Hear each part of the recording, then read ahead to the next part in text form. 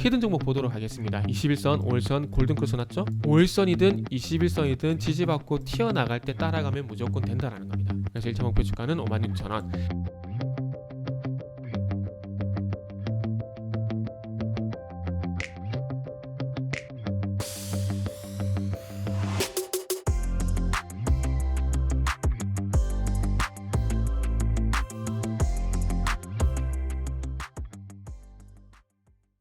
자, 반갑습니다. 알파프로 가족 여러분, 정태근 전문가입니다. 12월 8일 방송 시작하도록 하겠습니다. 오늘 첫 번째 방송 종목은 RFHIC입니다. HIC, 그리고 방송 말미에는 히든 종목이 공개가 됩니다. 방송 끝까지 시청을 부탁드리고요. 방송 보시고 난 이후에는 좋아요, 구독 부탁드리도록 하겠습니다. 자, 그럼 시작 한번 해보도록 하겠습니다.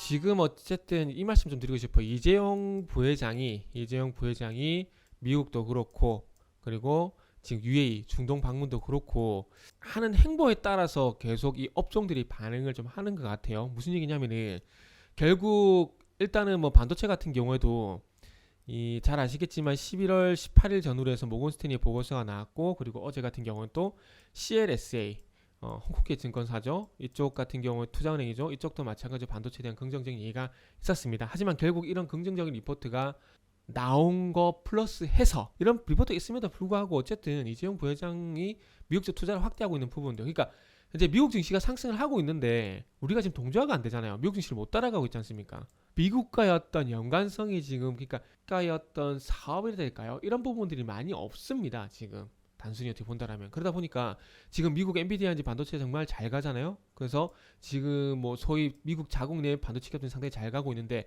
이 미국 자국 내 반도체 사업이 됐던 국가적 지원을 이제 삼성전자도 받을 가능성이 상당히 높다라는 거죠. 미국의 국가적인 지원, 재정적인 지원을 받을 수 있는 숟가락을 이렇게 딱 얹었다라는 거죠.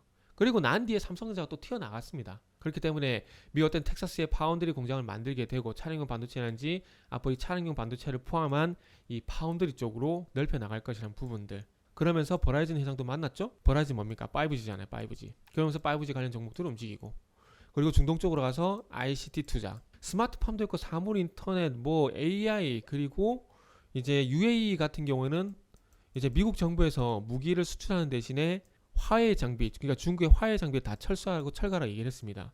그럼 이 철거하게 되면 이 5G 시장 잡아먹으러 가야 되잖아요.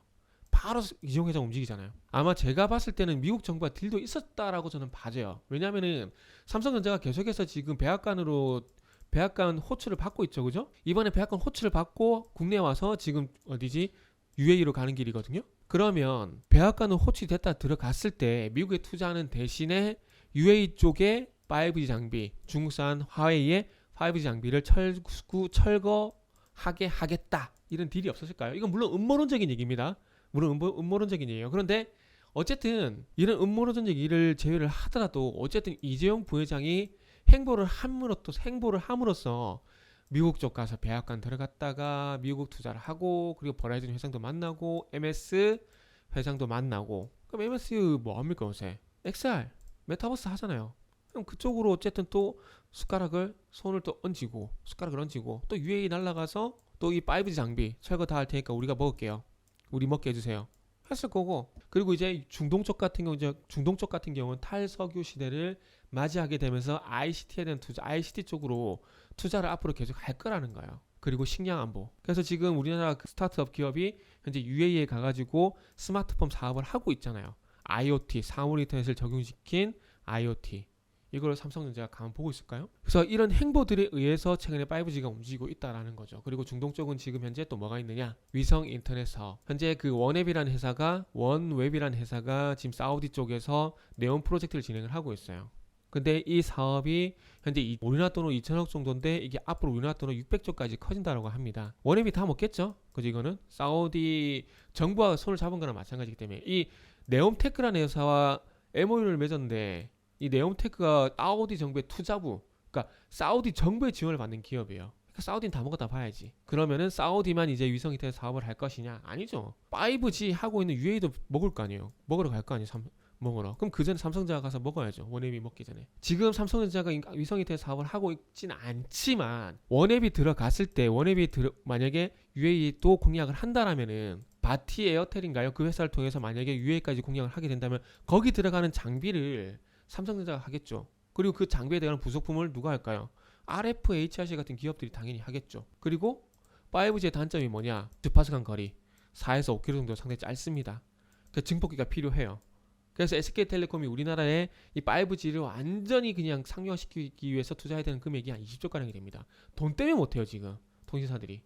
그중에 만약 국가 지원까지 들어가게 된다면 아마 통신사들이 하지 않을까요? 그러니까 지금 SKT라든지 KT가 5G 주파수 대역 추가 활동 경매에 참여한다는 얘기가 나오고 있잖아요. 그리고 여기 보세요. 고주파 에너지 분야 사업 본격 확대, 질화 갈륨 트랜지스터. 이게 결국 증폭기예요, 증폭기. 주파수 거리가 짧다 보니까 가다가 소실이 될 수가 있잖아요. 그걸 막아주기 위해서 증폭기가 있을 수밖에 없습니다. 6G는 어떻게 될지 모르겠지만 아마 우주에서 쏘게 되면은 이게 주파수가 중간 소실 없이 100% 간다라고 저는 모르겠어요. 근데 만약에 소실 가능성이 있다라면 또 이 증폭기에 대한 수요는 있을 수밖에 없습니다. 그래서 RFHIC를 봐야 되겠죠. 다른 5G 관련 종목들이 많지만 그 중에서 저는 RFHIC를 본 이유는 그겁니다. 단 한 가지 그겁니다. 주파수 거리. 뭐 6G는 어떻게 될지 모르겠지만 그래서 아마 이런 이제 버라이즌이란지 삼성전자였던 미국 그리고 중동 공략으로 인해 가지고 이제 수주를 받게 되면 5G 장비 수주를 받게 되면은 이 RFHIC 삼성전자로 납품을 하고 있죠. 그렇기 때문에 지켜봐야 된다는 거죠. 그래서 이제 아마 5G 같은 경우에 2017년 이후에 주가가 많이 올랐죠. 많이 올랐고 48,000대가 저항으로 되고 있는데 아마 1차 분기점이 요 241선 37,300원이네요. 그래서 한 37,000원 정도. 요 37,000원이 아마 관건일 것 같아요. 그래서 11월 24일날 제가 방송을 했어요. 요 자리에서 또 위성이태넷 사업 얘기하면서 11월 24일날 방송 한번 보세요. RFHIC 지금처럼 똑같은 얘기를 제가 했어요. 그래서 쭉 상승 가죠. 이제부터 중요한 거는 신규 매수 하시는 분들은 이 241선 돌파 여부 분명히 봐야 됩니다. 무조건 봐야 됩니다. 보세요. 이전에 뭐 3월달 같은 경우도 이탈하고 난 다음에 회복이 안 되고 있잖아요.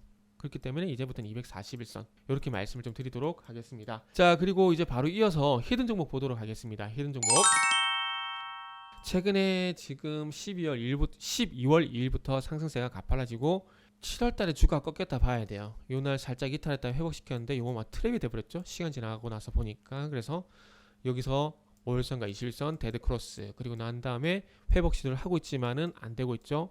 회복 시도를 하고 있지만은 안 되고 있죠. 21선 저항. 자, 그리고 난 다음에 최근에 와서 어떻게 되느냐?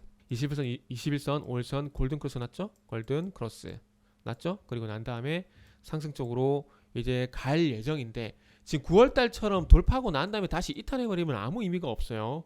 그런데 지금 5일선과 21선 골든 크로스가 나게 되고 5일선이든 21선이든 지지를 아마 받을 겁니다. 그러면 이제부터는 중요한 건 수급도 괜찮네. 5일선이든 21선이든 지지받고 튀어나갈 때 따라가면 무조건 된다라는 겁니다. 근데 9월달보다 조금 긍정적으로 보는 이유가 최근에 대형주들이 대부분 이런 패턴이에요. 쭉 하락하다가 V자, 포스코도 그렇고요. 효성첨단소재도 그렇고요. 그리고 롯데케미칼도 그렇고요. 또 뭐가 있지? 신세계푸드가 그렇고요.